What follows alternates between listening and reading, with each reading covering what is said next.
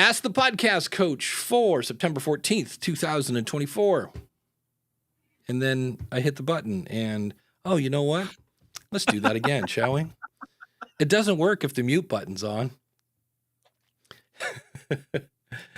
Ask the Podcast Coach for September 14th, 2024. Let's get ready to podcast.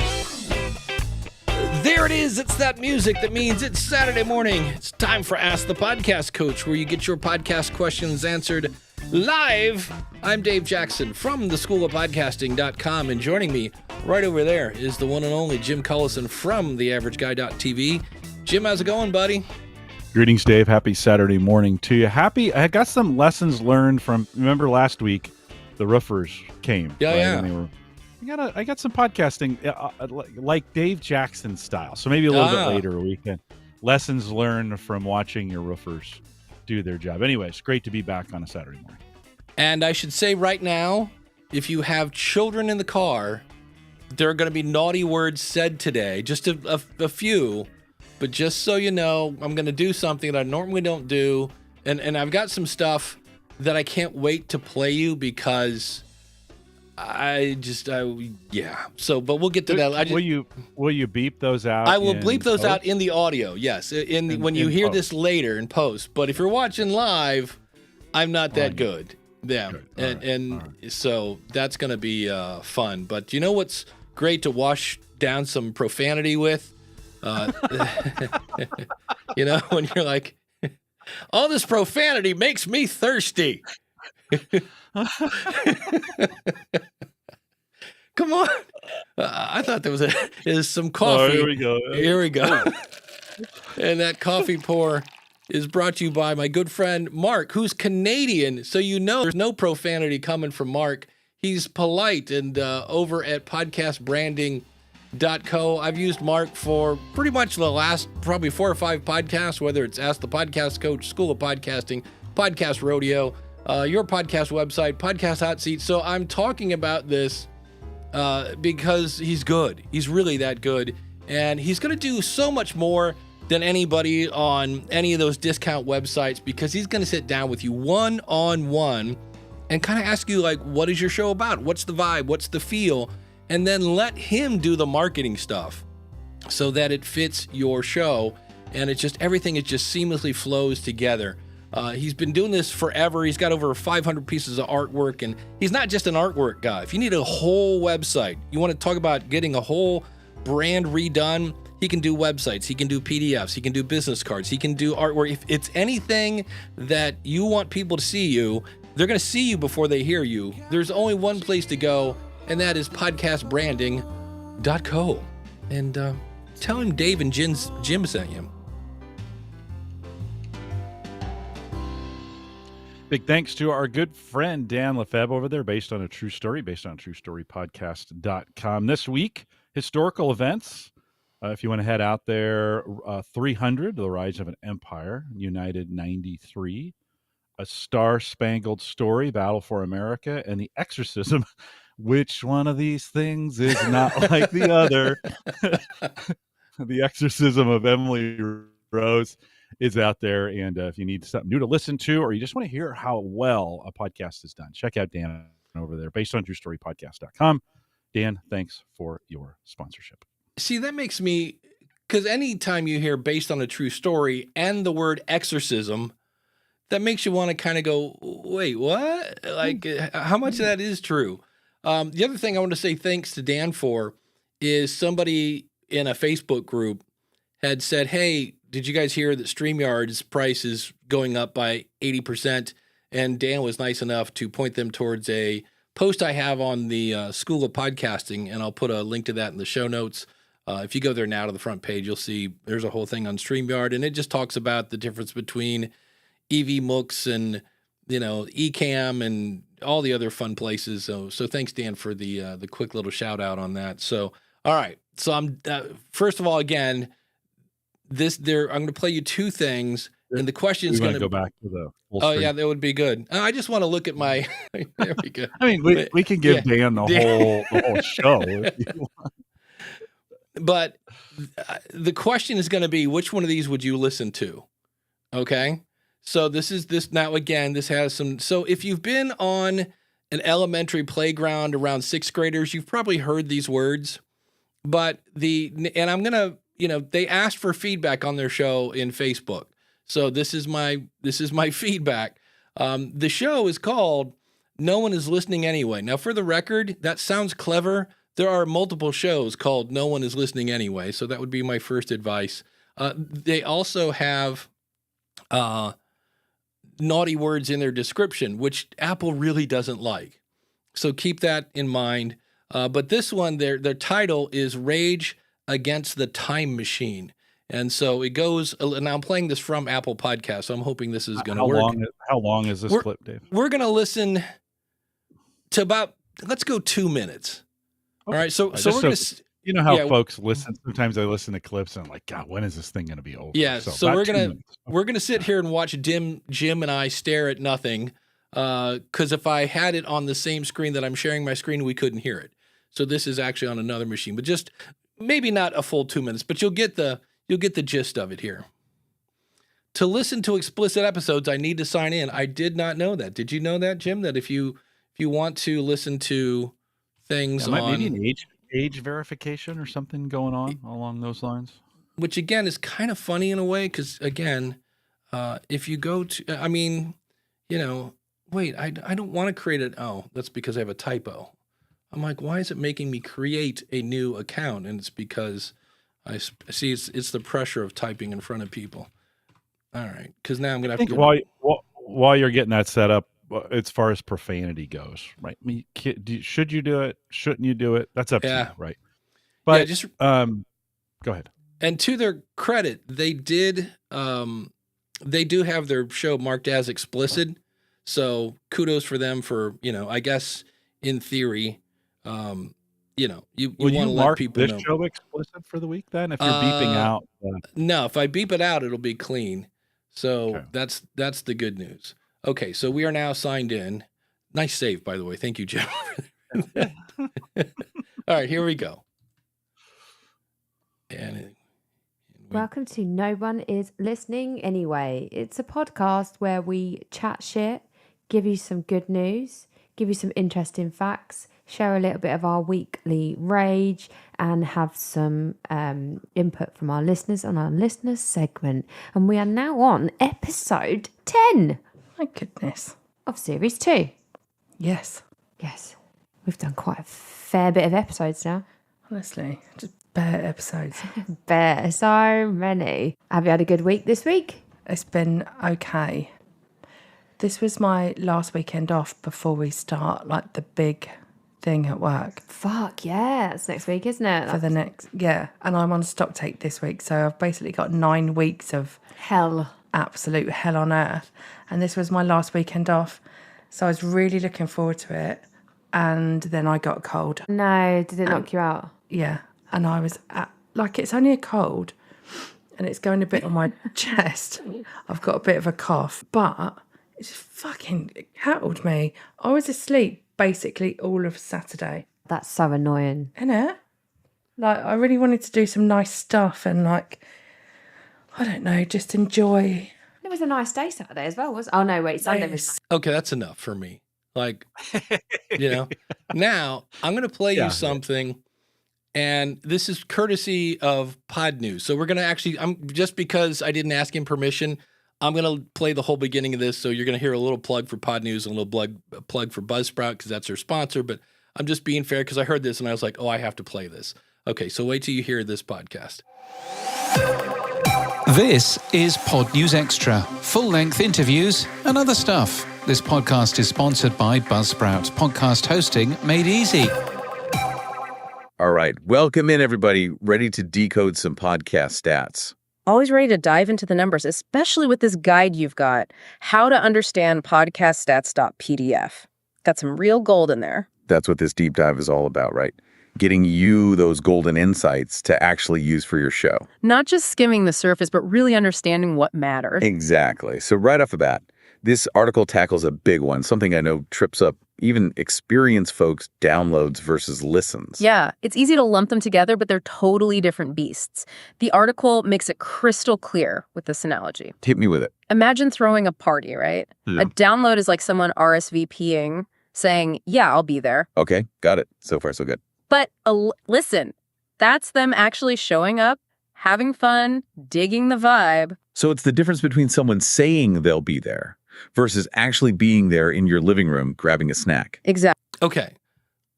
So which show would you listen to, Jim? Oh, the second one for sure. The second one for sure. Now, you ready? This is the part, when I heard this morning, like, I physically felt like I wanted to say explicitives. I was just like, whoa, what? First of all, that's not real.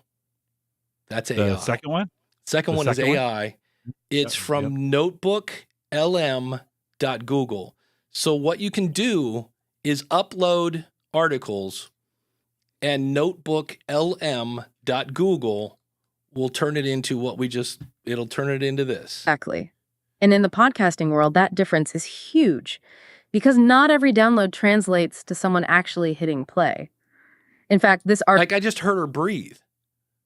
Like, she just went, Yeah, and she yeah. just, and I was like, Yeah. and They've gotten really good at it. They've gotten very good at it, right? But because it's AI, but if it has good content, like maybe Right. the person who created it isn't a good speaker, right? Well, to me, I was like, wait a minute, am I going to get replaced? Because I heard that, and I was like, they didn't say. You might, but maybe you might not. I mean, Yeah. it's the content that matters, right? Listen, if we took the first one, if we took those first two, transcribed them, and then put them in AI voices, it would still be the same. Like that, the very first one, you would have to know those people to want to listen to that podcast. Like, because they're not, all they're doing is talking about their day, and I have a headache and a little snifflies, and you'd have to like know them for that. I don't know if the voice matters all that much. That second one, you could kind of tell. I was going to say it felt a little bit like an over edited YouTube video where I watch a lot of these like whiskey videos on YouTube, and it's a man and a woman, and they're doing tastings and stuff like that, and they have that quick banter dialogue back and forth, and that's what it felt like to me. So it does in that AI. It is very scripted. It is very efficient, though. That's one of those things, Dave, where because you can get it in a transcript and then it's being recorded into a voice. Man, it's efficient. It's almost too efficient in some regards. When you listen to podcasts like that and they're scripted out and they're so clean, you don't get your brain almost doesn't get time to digest the information, right? It goes really fast. I have a hard time taking things from that kind of dialogue. Well, that was the only thing I thought that was missing, is there was no, like, she'd say something and he'd go, absolutely. Like the minute, there was no thinking, and like time to think was not there at all. But when I heard it, I was like, they didn't interrupt each other. Yeah. Right. They didn't, it didn't have this natural feel. It was literally ping, ping, ping, ping, ping, back and forth between the two. Right. Clean and sounded real. Again, your brain it'd be interesting to see if you did 30 minutes of that, and would you be physically tired? Would your brain be tired from trying to keep up with that kind of dialogue, or, versus a more casual dialogue from real people? You Dave, you mentioned being replaced. Are you really worried about that? I mean, is that a real concern? Not really, because I have a personality, and somebody like Dan says, what's the difference between AI from someone I don't know and a real voice from someone I don't know? I think Jim's point of the content making the most, mattering the most, regardless of how it's produced. So that's where, and again, AI is regurgitating things that somebody already put together. So there's nothing new coming out of AI. They might be able to, again, put it out in that was definitely more to the point, and it sounded better, and there was no. Oh, by the way, this is episode 500. We should mention that today. Oh, woohoo! I was like, I'm pretty sure I need to double check. If not next week, but I'm pretty sure when I saw that last week, I was like, yeah. Chris says, is there any kind of disclaimer? Just the little E in Apple that says it's explicit. And speaking of that, Daniel has said Apple is now okay with profanity in text now, and it should not be self-centered, which is kind of sad. I'm kind of, in a way, sad that naughty words aren't as naughty as they used to be. You know what I mean? It's like, even I was listening about, there's this new civility score that Daniel and I are going to be talking about in a future episode of the future of podcasting. But it's just one of those things where, you know, if your little kid says the S word and they're 6, you're kind of like, hey, shouldn't say that. But it's not, you know. I remember once I accidentally went to say the word fork and said something different, and my sister gave me a bloody nose because she, I was like, it was an accident. So it's gonna, I guess the thing that got me was like, wow, I would listen to that. I remember when the woman in the two, the second one. Yeah. The first one I would not. I would last about 2 more minutes and go, that's enough of that, because you have to realize now, to their listeners, they're like, oh, I forget who the hosts are. It's Anna and Leanne, I think. Anyway, Leanne and Anna. So I'm sure if I regularly listen to that show, I'd be like, oh, Anna has a cold. That's a bummer, but I don't know her. If you knew them, like if you knew them, I think there's a space for that in when you have folks who are known, right? And so people love the backside of celebrities, right? The real life stuff. People like that, but I don't know, if these 2 girls are known or hey, listen, if they want to do it, if they want to sit down and record it, that again, right. Yeah. Let's not be hypocrites here. We always tell people you can do anything you want. Right. They can do anything they want on that. Yeah. Point. Period. They can do anything. Sorry. Well, I left that out there like I was going to say something. They can literally do anything they want. Yeah. So as much as I go, not my favorite intro, like do your show. Like if you guys are just getting together, chit chat. Yeah. But she was asking why my show isn't growing. And I was like, now to their credit, they did at the very beginning. Yeah. At the beginning, they did say, this is the show where we talk about S and blah, blah, blah. And then they rant. Okay. So I kind of knew what I was getting into. So I'll give them that. They did that part right. As for naughty words, Dan says, maybe we'll get new naughty words. The naughty words from the 1920s isn't the same as they are today. I remember growing up, you couldn't say sucks. You couldn't say something sucks because that meant filleting things. And so now it's just like, it's bad. Here's a fun one. The song Amazing Grace, a staple in the church when it first came out, was like blasphemy because it wasn't based on scripture. So you'll be amazed at how things change over time. So Randy says, I have a disclosure at the beginning of my show that uses AI generated voices. And it was on the podcast rodeo show. And I couldn't tell if the AI voice that was saying there might be AI voices in the show, which was very meta. I was like, I don't know if I can, I can't tell if that was a real person or not. And Randy later let me know, no, the thing saying, the AI voice saying that there might be AI voices was in fact an AI voice, which is kind of funny in a way. So I'll be honest. Like I just got asked to do some more voiceover work at work. Nice. And except that's not my favorite thing to do. I'm not very good at it. Oh, reading a script, put a gun to my head. Ugh. Yeah, that's not, and I've told my team, my marketing team that I work with, I'm like, guys, I'm really better off the cuff. If you want something from me, let's start recording and ask me questions and we can take sound bites out of that. But there is a place for where it would be really helpful. We're going to do some work. We talked about this on Friday, where we take a bunch of our podcasts and cut some pieces out and then put them together. And I'll do some voiceover work in the beginning and at the end. They won't be live podcasts. They'll just be edited versions. This may actually be a place where 11 labsing my voice would make sense. Like get a really good voiceover script together, then feed a script into that thing and let me read it. Now we can tweak it and, do some things with it. But if I could get me using technology, reading a script and it sounded good, I would do that all day long. Right. Yeah. And that may be I didn't think about that till just this morning, but maybe that's something, because on Friday she was like, "Yeah, I'd love you to do a intro script." Well, and I'm like, "That's voiceover." She's like, "Yeah." I'm like, "I told you I'm not good at that." Yeah. And it's like, "I know, but we'll figure it out." And so maybe I'll try to create an 11 Labs version Yeah. of me. It's pretty funny. Steph says, "Hey, we didn't celebrate that it's 500. Okay, you ready, Jim? We're going to celebrate. You ready?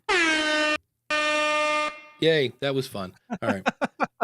No, it's good. Listen, let me just say with 500, thank you for everybody who's listened for a very long time to do this, right? Many of you have been doing this since maybe the early days of it. So Yeah. thanks for helping us to get to 500. It is kind of crazy to think I mean, that's what, how many years is that?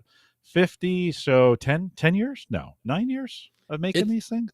I should Is know it this 50 a year, right? because I logged into Blog Talk Radio, which is where this show, I just wanted to play with Blog Talk Radio, and I logged into my Blog Talk Radio account, and it was much longer than I thought.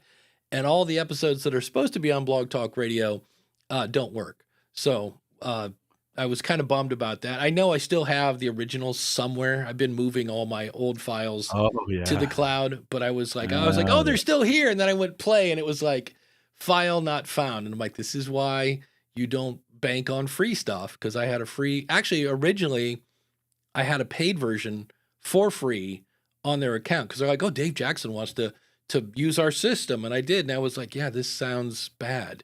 And I can't. And for a while, they had a thing where they were like one of the first, like before StreamYard and all like where you could actually plug a microphone in. And I think at that time, everybody was using Skype, but you could actually do this. The problem was they had drift issues. And that's where the guy from Blog Talk Radio, who was very drunk at the time at an event, because I had a post on my website that to this day still gets lots of traffic, 12 reasons not to use Blog Talk Radio. And he came up to me very drunk and said, please take that down. You're going to get me fired, basically. So it's like, dude, it's true. And so he did, to his credit. He said he printed it out, and they knocked off like 10 of the things that I said, these are why you shouldn't use them. But it was the last two. And he's like, dude, we're battling science. It's the number of packets. He's like, you can't, like, I'm like, Yeah. I'm just, so. I'm just telling the truth, man. I'm just doing my art. Chris Stone has a good comment. Chris Stone says, how about we all get better at speaking, storytelling, and doing engaging videos? That's what we control, my friends. And yeah, Chris, that's a good, we need to continue to practice and get better at the things we do. I think my idea of using 11 Labs to clone my voice is to do some work that I need to do that it actually does better than I do. Now, could I practice for the next year and get better at voiceover work? Yes. Do I have the time and attention to detail to do that practice? Probably not. Let's just be real clear. So, picking up a tool, I see AI just as this version of AI. It's just a tool. If I could do that, if it could mask my voice and mimic me in a way that was indistinguishable, and then I think Ralph had said that you can't do that in video yet. That's coming, by the way. You'll be very yeah. We'll be very, very close to that. I was this close. There was I forget the name of the service, but again, it kind of freaked me out. And I'm watching it, and there's a picture of the CEO, and then down at the bottom of the page, there's a video of the CEO. And you're like, oh, that's the same dude. Click, and he's like, hey, welcome to, I forget the name of it, yada, yada, yada, where we can, do this. Just when you clone yourself in video, don't move your hands a lot. Put them at your sides, but make sure they're in the picture, blah, blah, blah, yada, yada, yada. Oh, and by the way, I'm not real. Like, this is an AI version of me.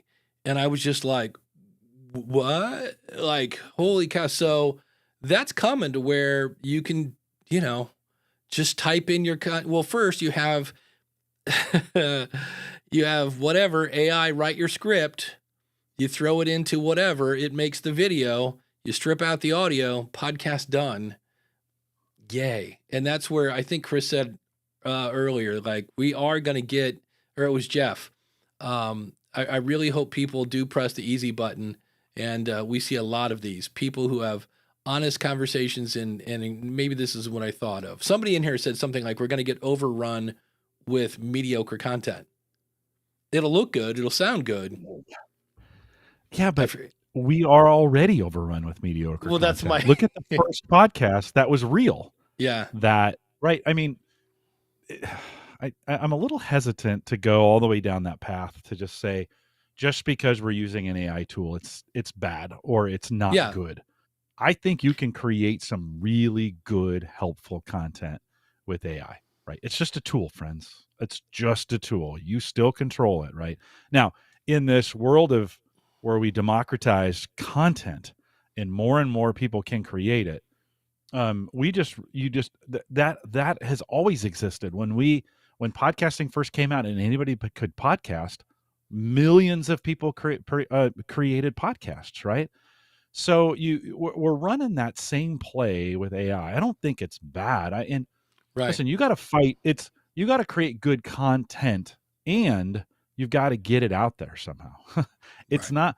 It's just not creating good stuff. You can get lost in the shuffle of just creating good stuff. You got to do that and be good at marketing it, and have some luck, and be connected to people who can promote you. Right, all those kinds of things. If that's your end goal. So I don't want to. I feel like we're demonizing a little bit AI, a little bit like, oh my gosh, it's gonna.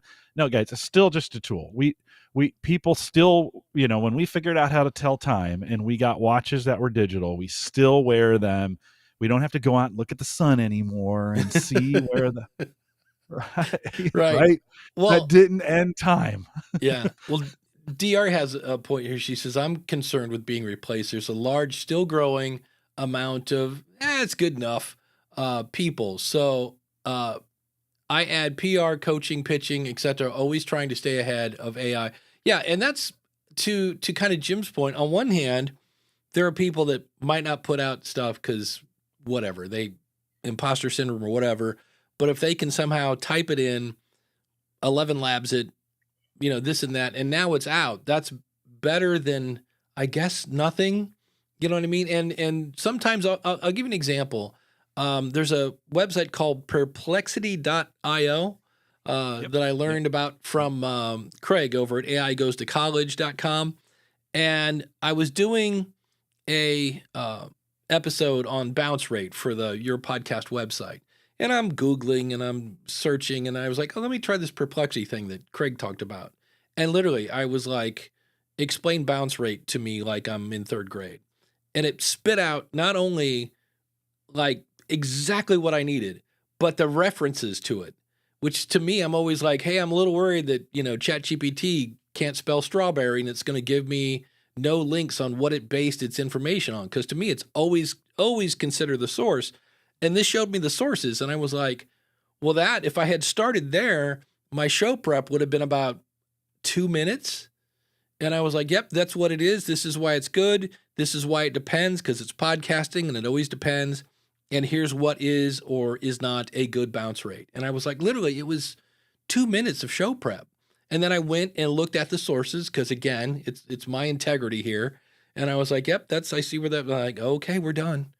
So that kind of stuff. But that's exactly what that episode is. It was what is this and is it good or bad? It wasn't, what does the future of bounce rate look like? Or something that would need, more than just a definition of what it is. Do I care about it? Why should I do that? So that's a case where I was like, well, I liked AI for that. And the fact that it gave me the sources and they were good sources. So yeah, it's going to be fun. We did have some other questions in the chat room, which means I get to push this button. I think, yes, this one, because it goes. Nope. Yeah, there it is. Yay. All right. For anyone not watching the video, just said we're changing things. So if Dave wants to put in chapters later, he'll be able to tell. But Stephanie says from nosyaf.com, I'm close to releasing the audio version of an episode. I was going to show some video clips on Instagram, but am hesitant because that might imply I have a video for folks to watch. So should I wait until the video is ready? That's an interesting question. My question would be, how long is it going to take you to have the video? Because if it's going to be 3 months till the video is ready, then I would put it out now. I did notice because last night I went to see Beetlejuice, which not a bad movie, not one you have to see in the theater, but I went back and looked, when did they start promoting that movie? It was 5 months. 5 months they've been promoting that thing before it came out. So if you're going to do something big, start 5 months. The real trailer, that was the teaser trailer, just to let people know, hey, this is coming. And then 3 months from when the movie came out was the actual trailer, and then it came out. So I don't know, Jim, what do you think? Should she wait till the video's ready? Wait a minute. Do we have trailers for trailers now? Like, We have trailers for trailers. Yeah. Then it was just enough to say, I think that one did not show Beetlejuice. It just was kind of like, hey, guess what? We're making a sequel. Here's some spooky music and it's Tim Burton, so everything's going to be a little too dark, so you can't see what's going on. And I think Star Wars was that way too. The last versions that we did, they were like sneak peek to the trailer, and then they would release the trailer, and then combined trailers, and there were 3 or 4 different versions of it. So who knows? I think to this question on would it imply, I think it kind of just depends on how you make that Instagram, reel, right, and what you're doing with it. Should you, I don't know, maybe test it and see what kind of you get. I don't know if you could do it. This is an area I'm maybe not as clear on, but could you do it and then when the video does come out, redo it again in some way, or put it out that way? I guess I'd have to test that to see. I guess it depends on your audience and what their expectations are. Your Instagram followers, if you're going to do it that way, and you know them better than we do. That may depend on the time you release it, what's out there, the way you make it. It's just, I think it kind of depends. Yeah, that might be just do it. Like, it's not going to, like, well, the show was going great, and then I released this, video trailer, and because there wasn't a video, everyone left my show. I don't think it's that big a deal, because Conan kind of does that. Conan releases a question in video, but if you want to watch the whole thing, you have to then go listen to the audio. So I would, in the Instagram, however you can, maybe the first comment can be listen to the whole thing here and point them to the audio. I understand. I'm listening to more and more podcasts about this. People are discovering podcasts on video, and really, again, what they're doing is they're discovering YouTubers on YouTube, but I get that. And from what I understand, the younger generation is, again, discovering more things on video. So I loved how James Cridlin put it this morning as I was listening. There's audio, and then video is not a must-have. It's just an additional thing that you can have. It wasn't even a should. It was like, it's another way of reaching people, in the same way that postcards are another way of reaching people. How effective are they? Probably not very, but if there are people looking for things on video, you might want to have something over there. And then he did the same thing I do, as long as you don't mind, extra money for lights and cameras, and, you can do it on your phone. It's more time, yada, yada, yada. And that's where, again, it depends. It's up to you. Speaking of video, Ralph says, I'm going to say something controversial. Well, this is the controversial show. If you're filming video anyway, it makes no sense to me to not just release it and get additional traction.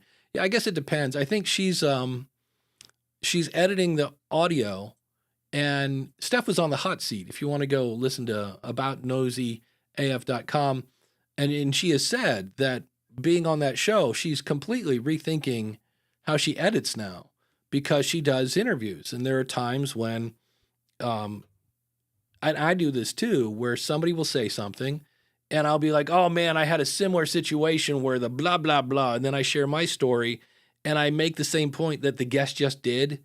Like, we're just having a conversation, but my audience doesn't need to hear that same point again. It's like, oh, my favorite color is blue. Oh, dude, I've loved blue since I was 6 years old. Yeah, we don't really need that again. And so I think that's what she's talking about. Maybe and that's where Descript, see, this is where the video thing gets weird for me. Because if I go into I do go into Descript for this show. This is what I'm now using to edit Ask the Podcast Coach. I go in I say, all right, remove the filler words, not all of them, just the ums, ahs, and it'll show me like literally we will have, especially with me, 400 uses of the word so. That is my new crutch word. I hate it. But when I have this blank space, I'm going to go, so, and then I say whatever that's my little like, I can't handle empty space word. And I'll do that. And then I will have it make chapters, which may or may not be great. And then I export it. And I've yet to have a single person.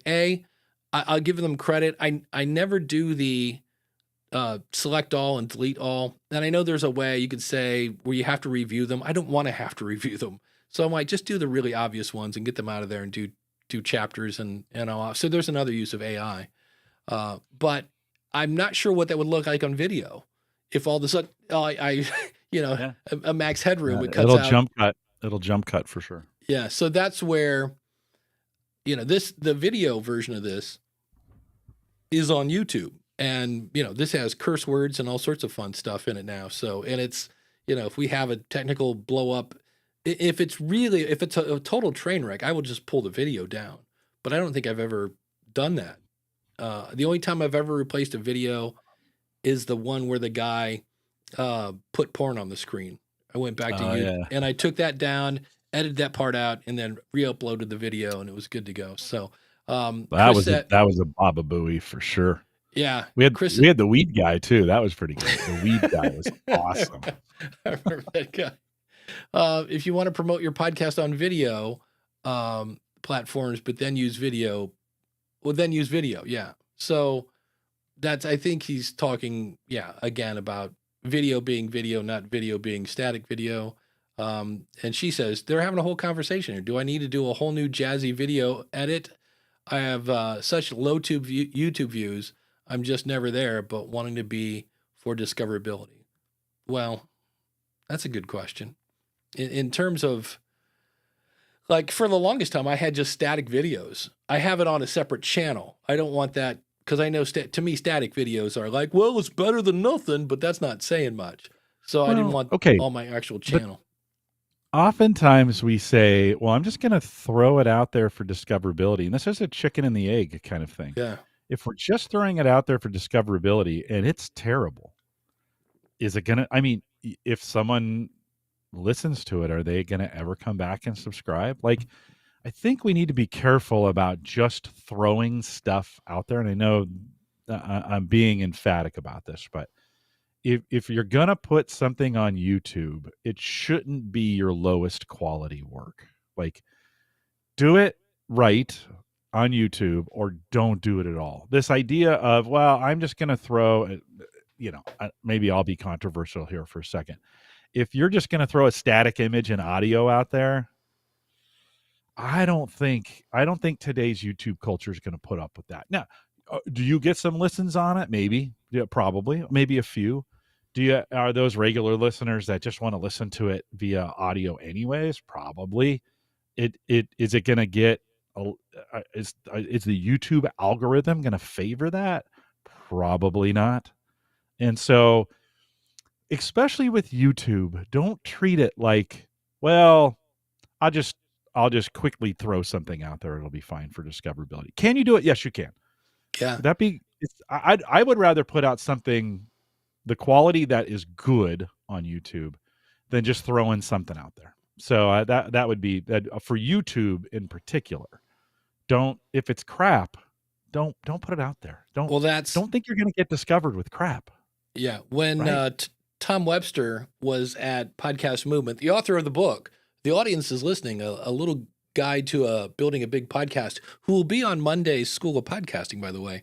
He said, if you're going to be on YouTube, just make sure it's as good as your other stuff. Again, if this is what people are discovering, you don't want to like, oh, I've heard about this guy. Ugh. Right? You don't want that to be it. Now, on the other hand, Daily Sports History Podcast says, I just released my audio automatically on YouTube, so just the static image. But it looks like I've got more feedback about the show through that than anywhere else, to which I would go, and I'm pretty sure this is the case. How easy is it to contact you on your website? I run into that too a lot, where I'll see somebody, I'm like, ooh, do you know your website's down? Or that wouldn't work because, there's no contact page. There's no page when the whole website is down. But if I see somebody has a problem with their RSS feed, I'll go to contact them on their website. And there's no, like, I have to reach out on X or Instagram, and that just drives me nuts. I'm like, I'm trying to get a hold of you. And yet people go, I don't know, I'm just not getting any feedback. I'm like, yeah, you've made it almost impossible to get feedback on yours. So here we have a possibly embarrassing question. Todd the Gator says, I'm a little embarrassed here to ask, but I've never done chapters in my podcast, 269 episodes now. Is there something I need to do with my podcast host with that? Well, if you don't care, like if you're not sure who your media host is, then you can use Hindenburg. That's known as the old way of doing chapters, which is good. But if you're using Buzzsprout, Blueberry, or Captivate, all three great hosts, when you upload your file that Hindenburg, or if you're on a Mac, Forecast is a tool you can use to make chapters. Those hosts will actually take the chapters in your MP3 file and put them into your hosting platform where you can add images and links, which is now those kind of chapters that are in the cloud are Podcasting 2.0 links. And the nice thing about them is if you see that, oh, wow, when I put the chapters in Hindenburg, I had a typo, I can change the ones on the website and not have to re-export the file again. So Podcasting 2.0 chapters are kind of cool. How important are they? What I just heard is the new version of whatever it is, iOS 18, in Apple Podcasts is going to make it easier to find the chapters in most apps. And the problem is we keep adding all these features to apps, and it makes it harder for the interface to have everything up front.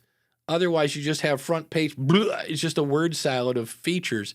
And from what I understand, James said now if you press and hold the play button, I think it was, chapters will pop up so we could just jump to that thing. Because I know an example of something, I listened to the feed by Libsyn, and nothing against Elsie. I love Elsie. And kudos to whoever did the first promo.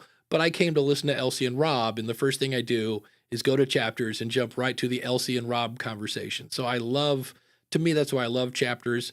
I was listening to James and Sam this morning. They said they felt, and again, it's your show. Feel free to do whatever you want. But if your show's longer than 5 minutes, you should have chapters. And I get that. I mean, one of the things I put chapters in for is I make sure that when I have, now not in this show, I'll explain why in a second, but on the School of Podcasting, I put a chapter before my ad and after my ad. So in the event you don't want to hear Dave talk about the School of Podcasting again, you can skip it. Now in my Ask the Podcast Coaches on Buzzsprout, and I've been playing with this a little bit, I'm now having Buzzsprout insert ads that I've already made automatically. They pick a spot, which is where you'll hear me go, Jim, what is your favorite color? And Jim will go, actually, and then an ad will come in. And on one hand, I go, man, that's a weird place to put an ad. But on the other hand, it's kind of a good place to put an ad because you want to hear what Jim's favorite color is. Because, of course, it's what's your favorite color? Do you have one? Blue. There you go. So, I now back in 2005, I hated chapters because there were this thing back in the day. They had a Apple enhanced podcasts, and you could only do them on a Mac. And I was strictly a PC guy back then. And so when I was on my iPod, and I would want to go, I'd be listening to somebody and they're talking about how their co-host caught a cold. And I'm like, yeah, I'm done with this episode. And I would want to go to the next show. Usually that's what the next button would play the next show in your playlist. And instead I would go to the next chapter and I'd have to go next. This is still next. I hated chapters. Now I love them because podcasts are now, they're not 5 minutes, most of them. So you want to skip to something. So I don't know. I would be I'd be a little hesitant based on this conversation. And Rich, maybe I'm talking to you. And you alone, Rich. I'd be a little hesitant to all of a sudden say, I'm just going to add chapters to my podcast because they're there, right? I think you have to think, and they're not going to bring anybody. You're probably not going to get anybody new because you all of a sudden have chapters. If you have so for us, Dave, we have 500 episodes of this, and we have a bunch of listeners who listen to it both live here, which chapters don't matter, and as part of the podcast. Well, they've been listening in a lot of cases. They've probably been listening to it. Most of the listeners have been listening for a while. They're used to it without chapters. Now, this show actually lends itself to a chapter-based podcast very, very well, because we sort of stay on topic in chunks, sort of, right? We try. Doesn't always work that way. But this section here will be chapters. You could make a chapter about chapters, right? Well, most of our listeners are probably not listening to podcasts. We're not getting a ton of feedback, I don't think, from our listeners who say, God, if you just add chapters, this would be super helpful. Right. You've been using, maybe in some cases we have put chapters in on this one, but it is, I don't think it's one of those things where all of a sudden you just start doing it and people start picking up on it. I think you're going to need to start doing it and then tell people, hey, I've now enhanced this podcast with chapters. It'll make it easier for you to find the content if that's the way your podcast is laid out. So don't see chapters as a shiny new object. Like Dave said, they've been around for a long time, actually. You've been able to make them for a long time. They're not the newest shiny new object that you need to rush to and all of a sudden add chapters. It adds an enormous amount of complexity, and not all podcast apps support it. So just be cautious in that. If your podcast leans that way to where chapters would be helpful and you want to take the extra time to do it. I know Auphonic, when I run it through, it'll create chapter timestamps for me if I want to do that. Yeah. Okay. If I was getting an overwhelming amount of feedback on my podcast that people wanted chapters, an overwhelming would actually be one or two people who said, hey, can you just add chapters? That for me, I'd be like, okay, I'll figure out a way to add it if they need it, but I'm not going to do it just because I heard it on Ask the Podcast Coach.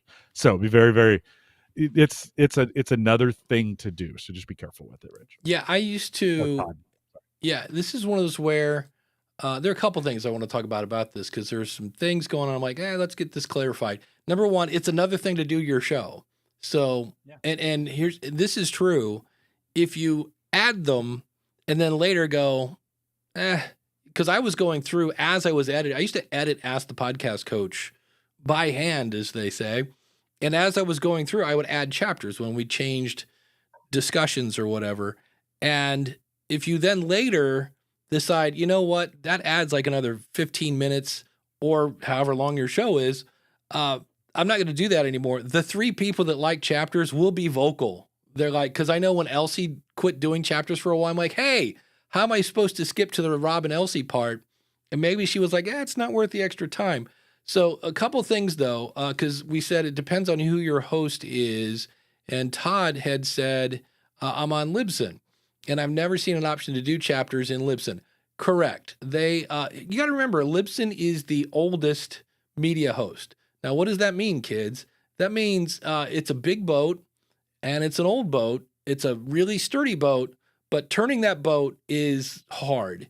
And so Randy says you'll need to hand code them.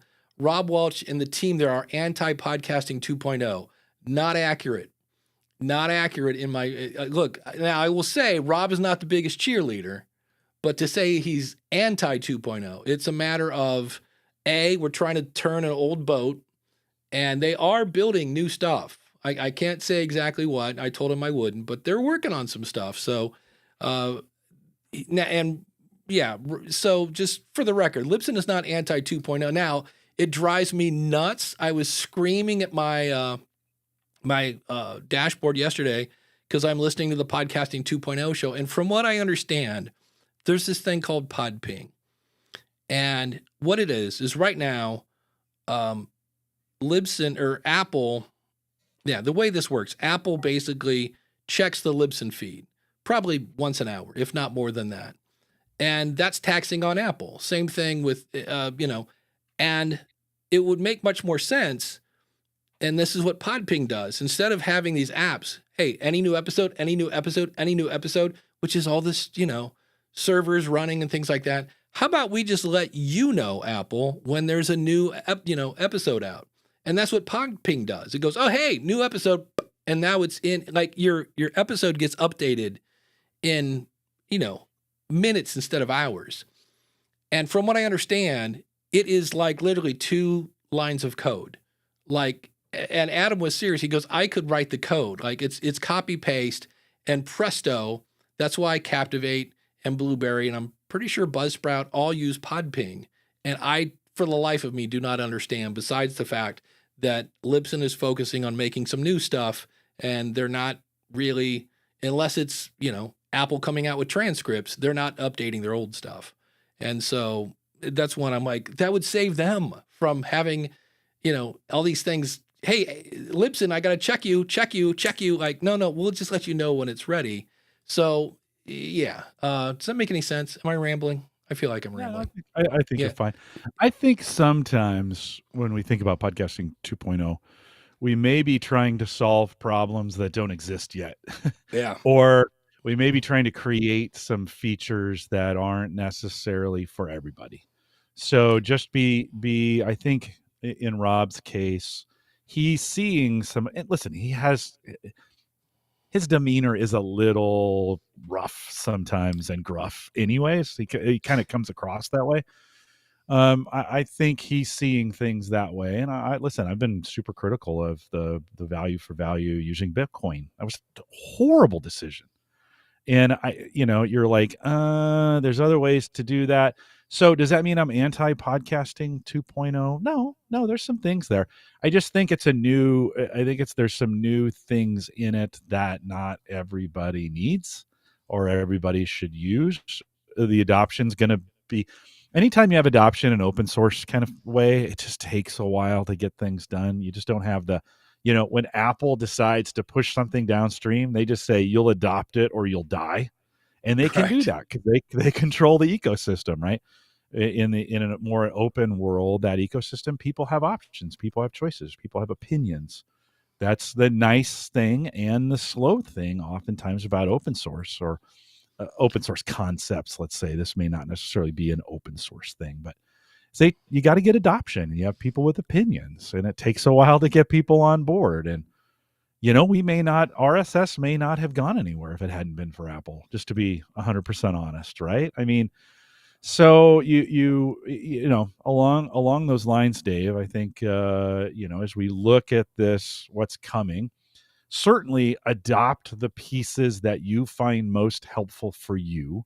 If there's things you need from your host provider, ask. Work the angles that you need for the things that take advantage. If you're finding great success with as much as I say it, the Bitcoin thing was a mistake. If you're finding great success with Satoshis and getting all that done, keep going. That's just my opinion. Yeah, right. That's just my opinion, and you can have yours, which is awesome. Which I love about the community. You can. Oh, dude, I just watched Bill Maher interview Henry Winkler, and they really disagreed on Israel and Palestine because Henry Winkler's Jewish. It was so refreshing to watch people have a dialogue. He's like, yeah, but that's not what you think. Well, no, but the thing, okay. And they were like, wait, I don't mean to interrupt you. Hold on. I think we think about this differently. And they were both like, well, let me see your point of view. I don't know. This is what I think because I'm Jewish. And it was like, wow, these two really don't agree on this at all. And it wasn't like, that's it. I call for your head. But Randy says, based on the kind of conversation with Adam Curry, he plays it very anti-podcasting. Here's the thing you have to remember. Developers are not cheap. Developers are very expensive. And when you say these guys are going to make this, you want to make sure that it's a tool that is going to get used and that that's why we say, hey, Libsyn users, if you want chapters in your system, email support and say, hey, where are my chapters? Hey, where's my Podping? Support at Libsyn.com. Tell them Dave sent you. They'll love me for that. But literally, it's like they only build things that their customers, if you're a good company, you're giving your customers what they want. But just to share my screen here, I realize most of you that are audio, I'm just showing the Captivate screen.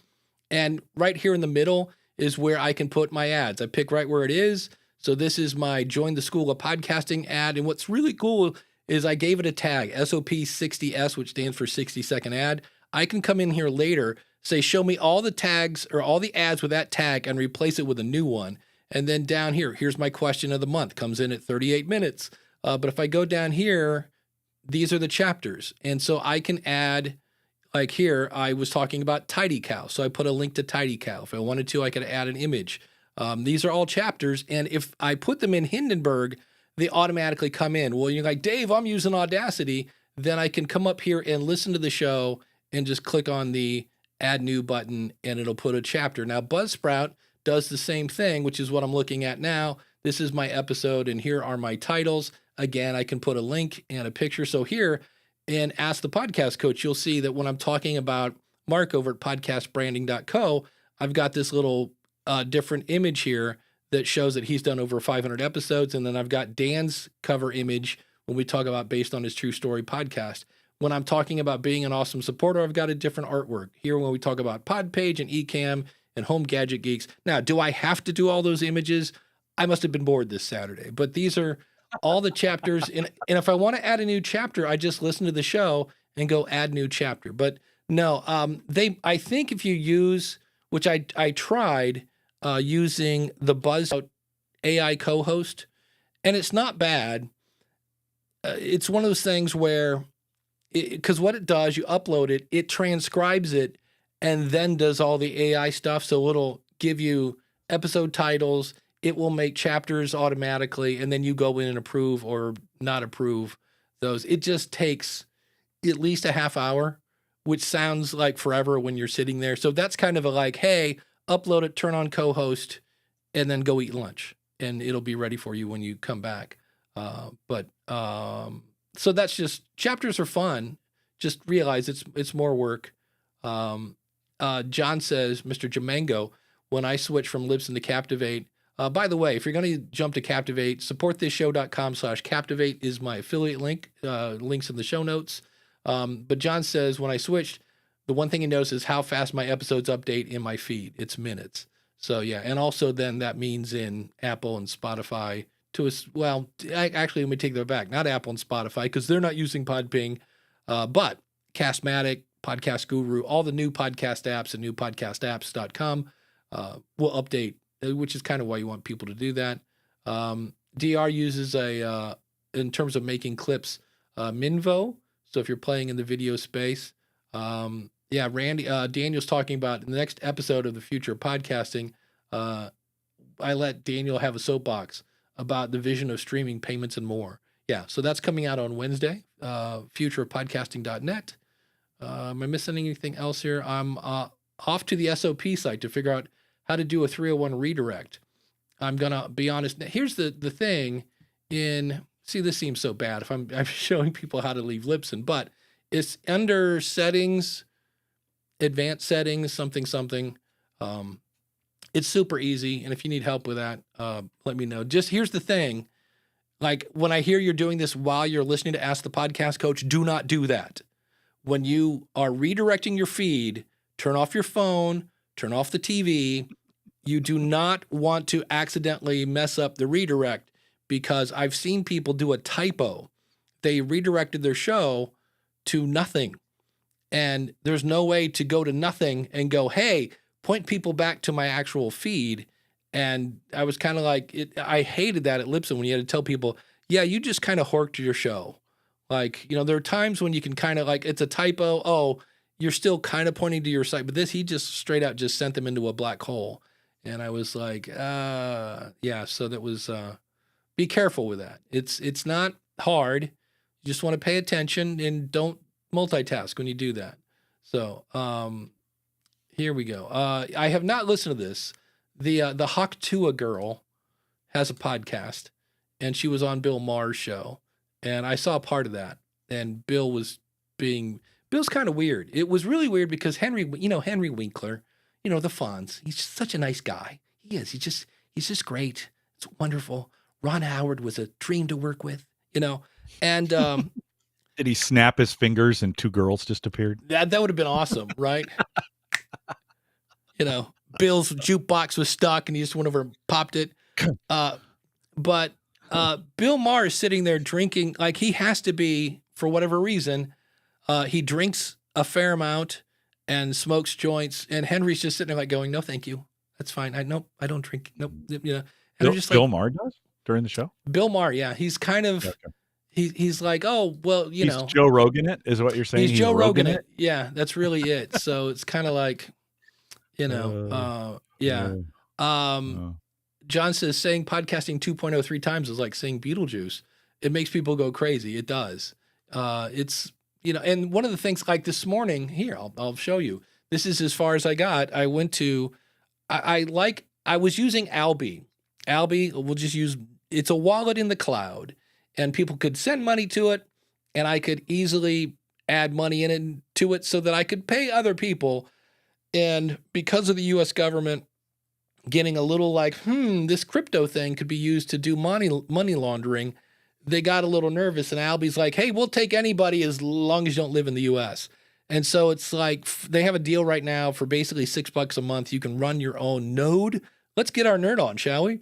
And I got this far where I had to go pay them in Bitcoin to set up my node, which I then went into my Stripe app, Strike with a K, as in bowling.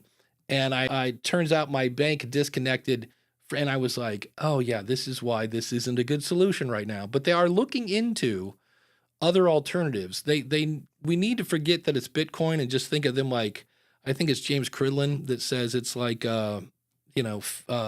fair tokens, or not fair, but where the cows and it's a fair, but fair sounds like a fair on a train, but anyway, and because there are apps that's going to be a tough row to hoe to get those accepted. The problem is there's no control over them. And I was listening to the Wall Street Journal podcast this week, and they were talking about Tether, which is another coin, right? It's a stable coin based to the US dollar. And now Tether is doing as many transactions value wise as all of Visa. And you think, wow. Now, if governments want to place sanctions, like oftentimes when bad things go wrong, countries like the United States puts a sanction on a country to punish them for those bad decisions, agree with it or not, that's what they do. All that you can't do any of that with these cryptocurrencies, right? Listen, and I'm a cryptocurrency fan. I'm not trying to bash it. I'm just saying there's a lot of things. We still have a lot to do in this space before these things get nailed down. So just as we think about adding value for value and using these coins, whatever it is, we got a lot of water to go under the bridge before we're ready to use these things permanently as exchanging value across borders. What in the value for value space, Tether would have been a better choice, except it's tied to the US dollar. And since the other currencies are fluctuating and you have to onboard those currencies to Bitcoin, that means it's going to fluctuate in those countries for everybody except Americans, or everybody who except those who are using US dollars. So it's a very, very complex and complicated space right now. And I think sometimes we're trying to apply simple, what can't we just do it this way? It's never that simple. And then so we started head down that path, and then you see all of the underworld, all the black, no, it's not what we should call it, all of the I was gonna say black market, but all of the nefarious things that happen in the world being done that way. And you kind of like, well, somebody should do something about that. Well, guess what? It's open. You can't. you now got what you paid for with cryptocurrency. So got to be careful on these. Think through all these things before we just jump on them. I don't know why I went down that path, Dave, but I did. I did. I did. Well, I think let's think about it. Dan says, how long does it take to put those chapters in? Oh yeah. Right now I'm having Buzzsprout. I'm just like, okay, co-host. And there was one chapter they made with a word that I did, like, I would have had to look it up. It was really big. And I'm like, I don't know what that word is. And I would never say it.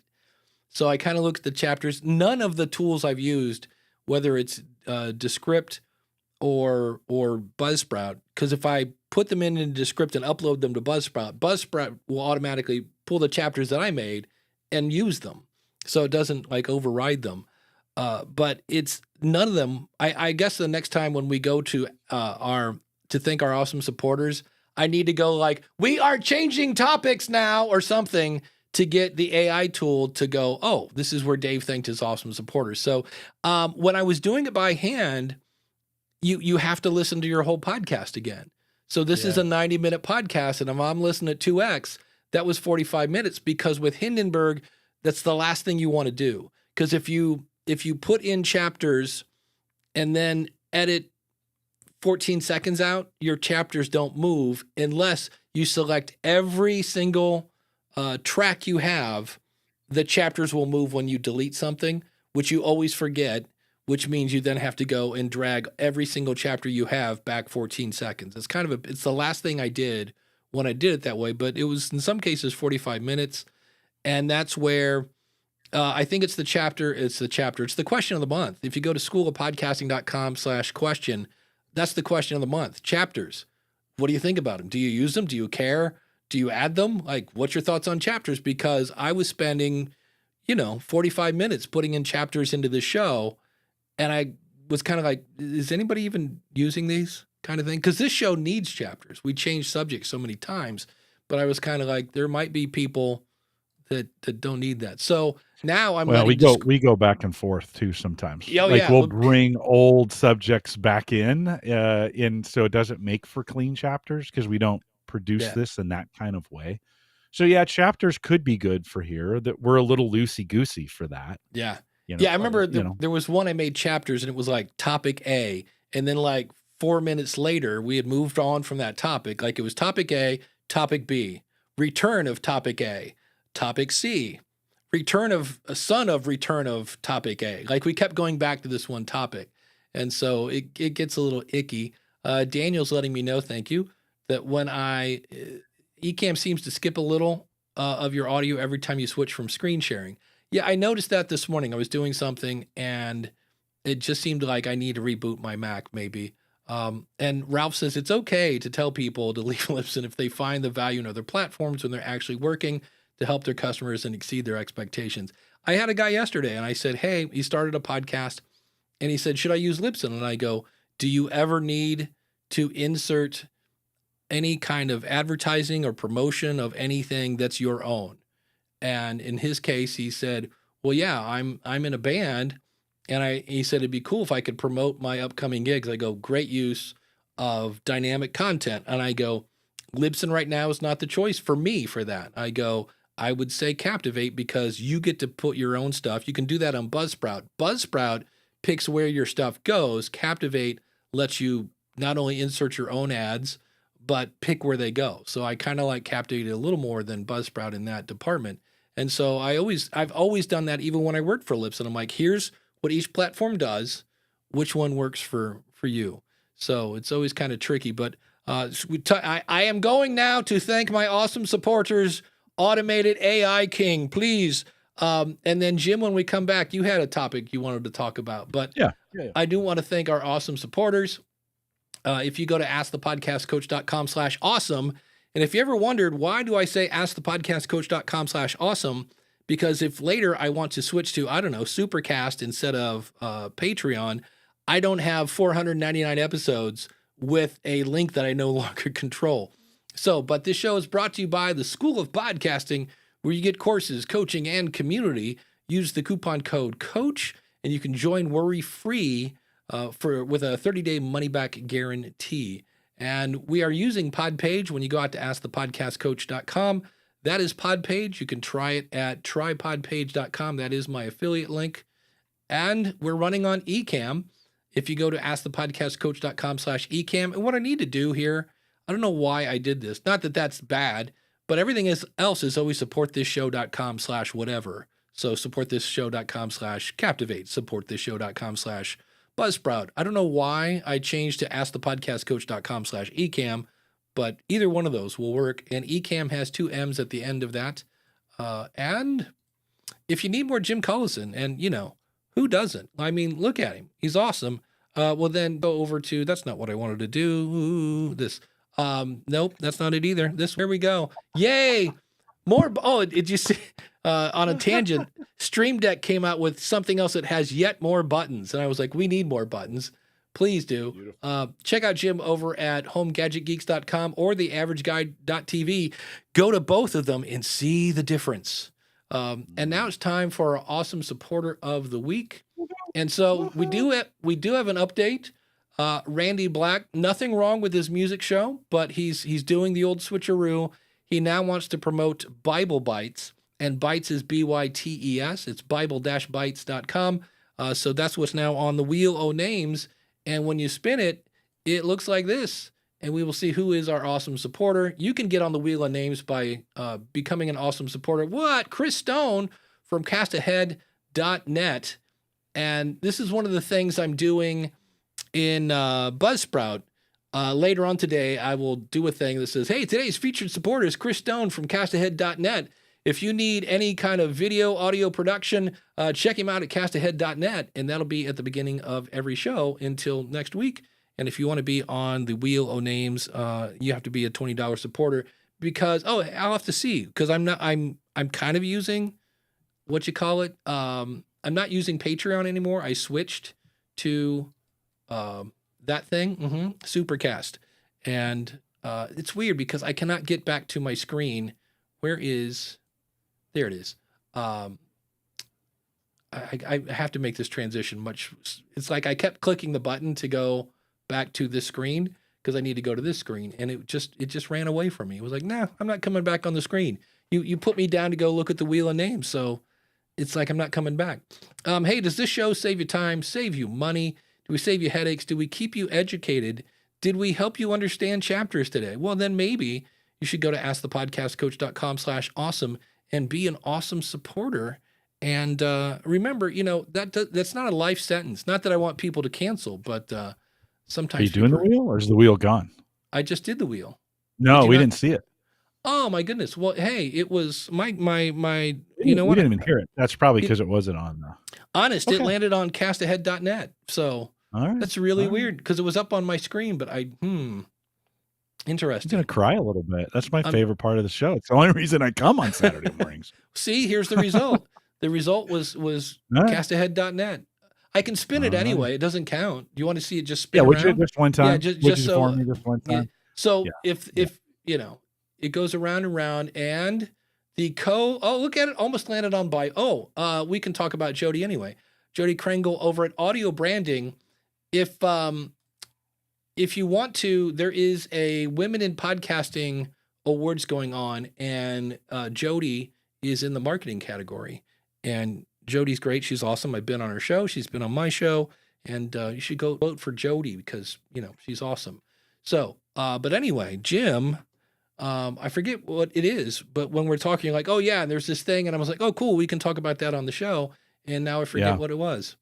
Yeah, I wanted to tell a story about the roof, my roofers. Oh yeah, the roofers, yes. I want to tell it a la Dave Jackson. Is that the way you say it? Where you always take a real life situation and turn it into a podcasting kind of story.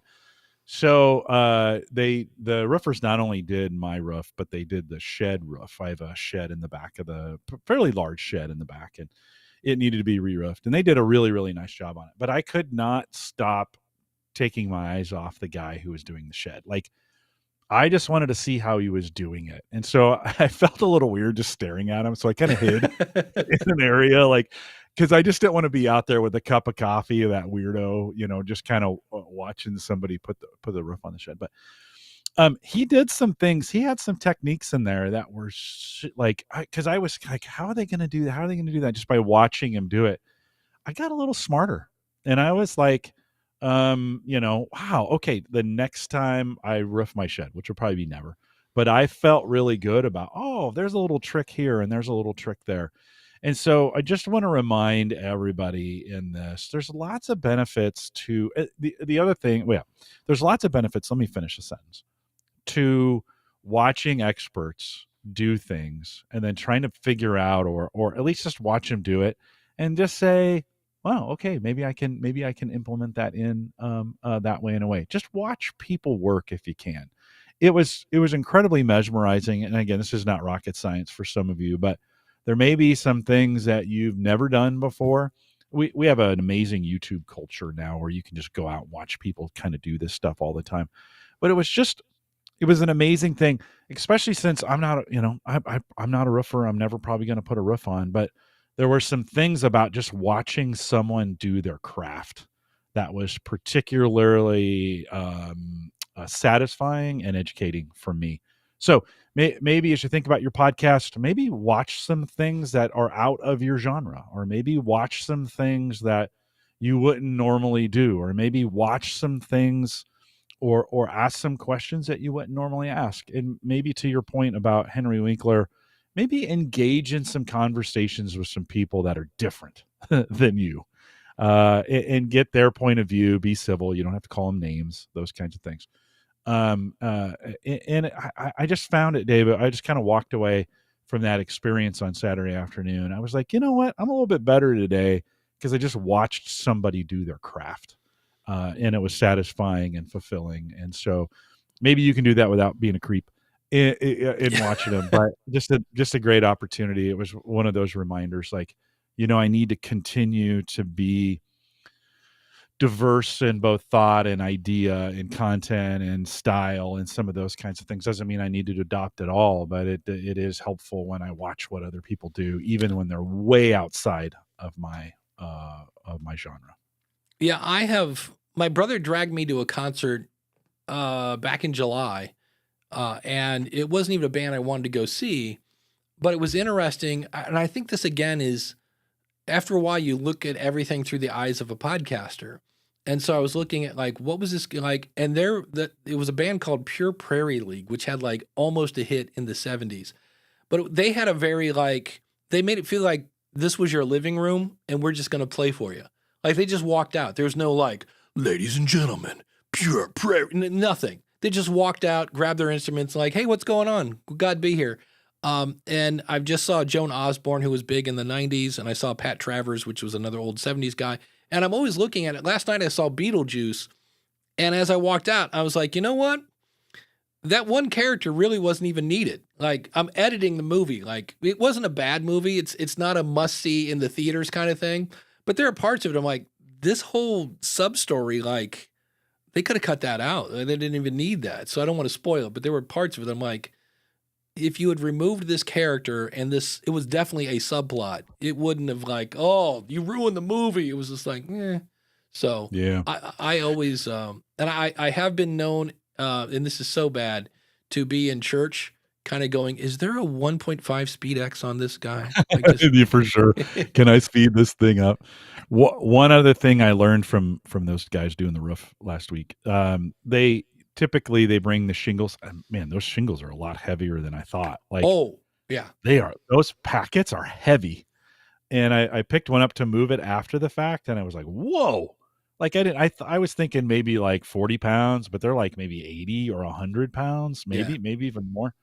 That's 3 stones for you guys across the pond. So they usually put them on the ground, and then they bring a lift in and they lift them up to the roof, and they're there, right? Not for my friends on Saturday. They were down on the ground in the driveway, and they were in a spot that was not very close to a low point in the roof at all.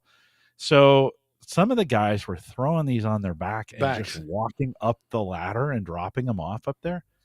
Now, did they have to do that? Well, they probably had to do that. But sometimes in your podcasting, there's just heavy lifting. Like, hopefully you don't have to do it all the time, but there's just heavy lifting that has to be done to get some things done. And man, hats off to these guys. I should have given them a giant tip, because I didn't realize till after the fact how heavy these things are. Guy put it on his back, up the ladder he went, threw it up there to get the job done. These guys did what it took to get the job done that day. And they didn't, they did. I'm not saying they did it with a smile on their face, but they got it done. Sometimes you just got to do some heavy lifting to get things done. Well, the other thing, when you watch people do something, like, that's just a well-oiled machine at this point. And when you see somebody who has been doing it a while, they do make it look easy. So when you see a podcaster, I was doing a thing to promote Pod Indie. If you're not going to Pod Indie, podindie.com. It's my favorite type of event. It's single track. It's me and Craig, I mentioned him earlier, from AI Goes to College, Craig Van Slyke. And we were doing some promo for it. and Dr. Brad Miller's the guy running that.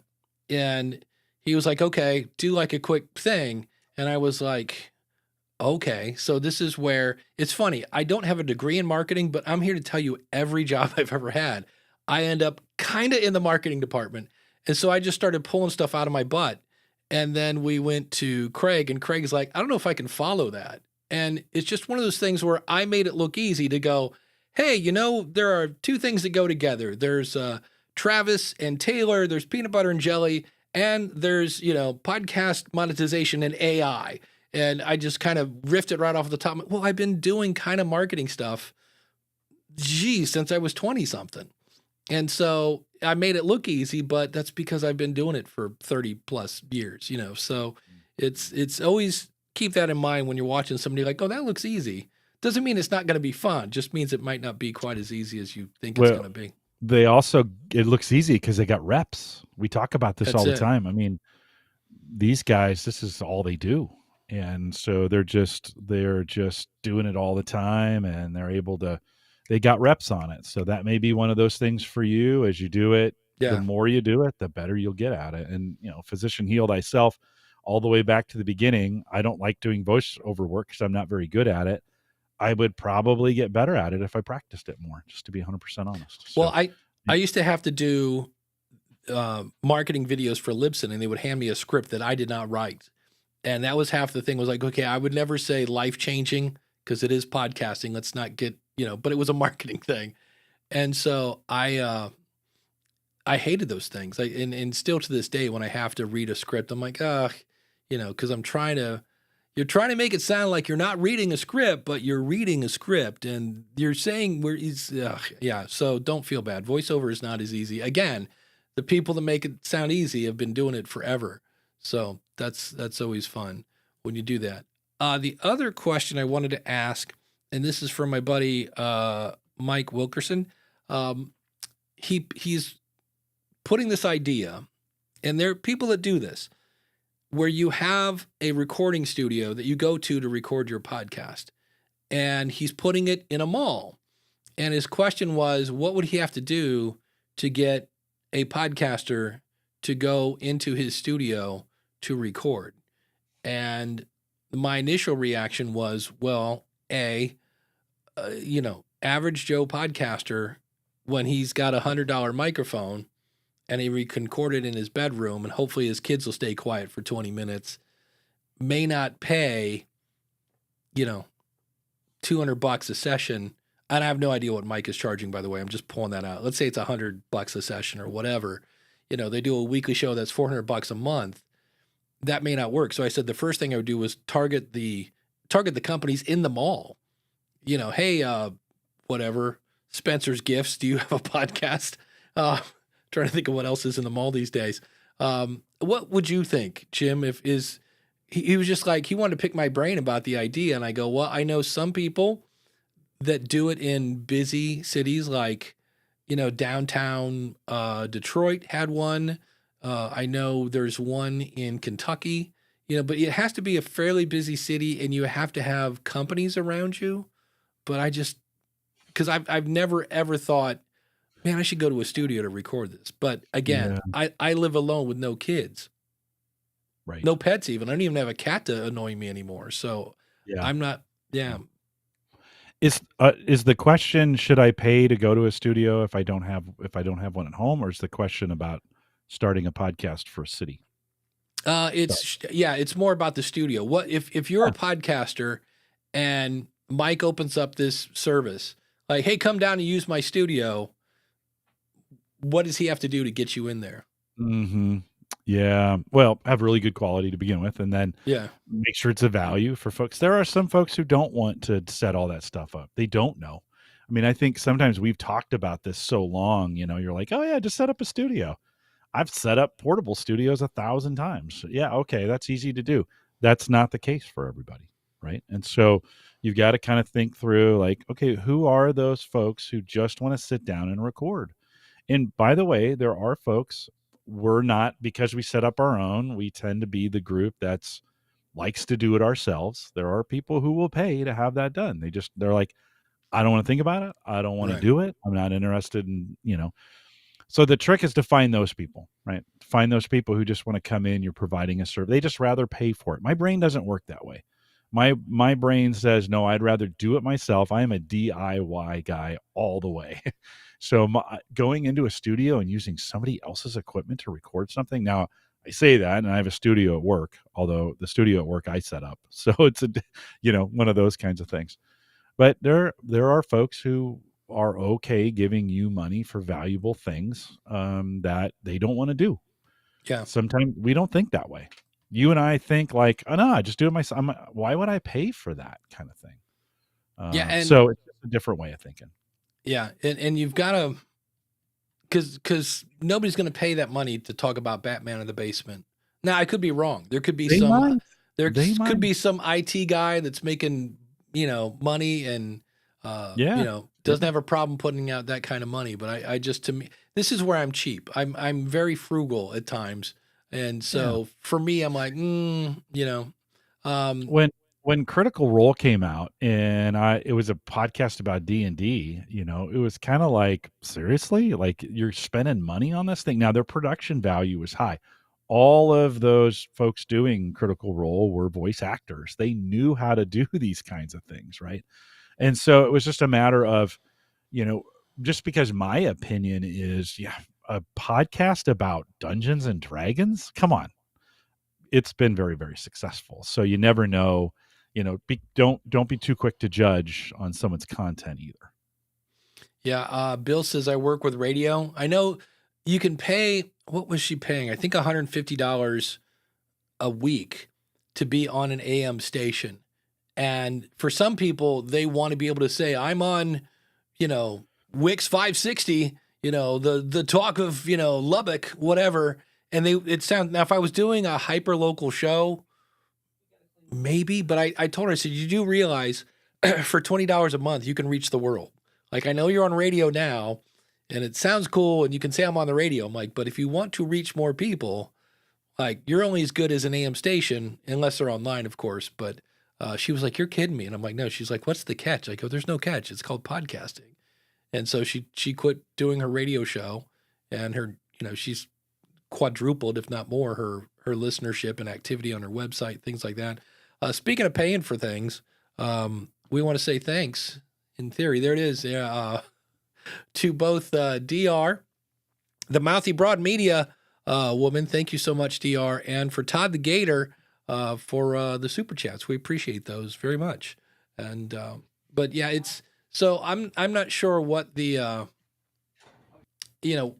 again, I'm too frugal, and I started next to a water heater and a furnace. So I get that being in a studio would make it cleaner, but I know Ed Sullivan, right? And what's that guy's name? Dave. They have that studio in Boston, where the whole Two cigar. guys. Yeah, Two guys. yeah. So there's got to be somebody to do that. It's just when I hear that, I always kind of go, "Ooh, I don't." My initial reaction is like that might not work. But if you've got the right kind of people, and that's the key of knowing who is my audience, who's going to pay for this, and then what kind of services do they want. Because if they're like, oh, I want video too, okay, that's fine. Because video, that might actually be the thing. Because when you make a video and you want it to look super professional and not have, leftover dishes in the background, you may be going to some place that never gets dirty. So this is my new thing, by the way. If you, instead of eating a big bowl of chips, you just get tiny bowls. So you can only fit about 7 chips in there. And that's how you can, have your chips and not blow up to a new size for pants or something like that. Yeah. Dan says, some people like the money they save by doing it yourself. Isn't worth the time it takes to do it yourself. Everyone's different. Yeah. There is a thing too of the learning curve. And in the, we're changing topics. In the School of Podcasting, we're talking about NoteJoy, which you guys see when I share my screen. That is NoteJoy. And so you can see studio in the mall. Is that a good idea? And I was talking with Mark from practicalprepping.info, and he was talking about, he used to use Evernote, and Evernote, also owned by Bending Spoons. We talked about them last week. is moving to, he was thinking about NoteJoy or Notion. And so I was looking at Notion myself, and exporting out of NoteJoy, I have to export it to Google Docs, and then I can import from Notion from Google Docs into Notion. And I did a little bit of that last night and went, you know what? I'll pay the extra $8, whatever a month, then go through the hassle of moving all that stuff. So there is the convenience of just being able to walk in, talk. And some of these places, you just walk in, talk, do the show. You batch them, maybe. I know some people that'll use this to batch, and then they're like, all right, send me the files. Or, in some cases, you can hire somebody to do everything. And if you're promoting your business, you can probably use that as a write-off. I would ask Ralph at AskRalphPodcast.com if that's legal, and I believe it is. It's a tax write-off. So, Mike in the chat room, I've run a video podcast studio in Austin since 2018. Our clients are mainly brands and businesses. Yep, we do great, and they're always growing. So there you go. I would just be interested to see up front, like what your window shows. Because on one hand, you can't, you could put people recording in the window, but then you have to have really good glass to not let the sound of the mall. Like the guy's doing an interview in the background, you hear la la la la, like the old. Although the easy listening station, I walked in the other day and they were playing The Police in the mall, like the band The Police. So it's always Christmas time at the mall. Always Christmas time. And Ralph says, yes, you can do that, Dave. So with that, Jim, what's coming up on the averageguy.tv? I looked up and I was like, holy cow, we're already late. Already, yeah. Christian Johnson joins me this week. He's a longtime co-host of the show. We spent a little time talking about the CrowdStrike incident that happened a couple weeks ago, global security incident around the world.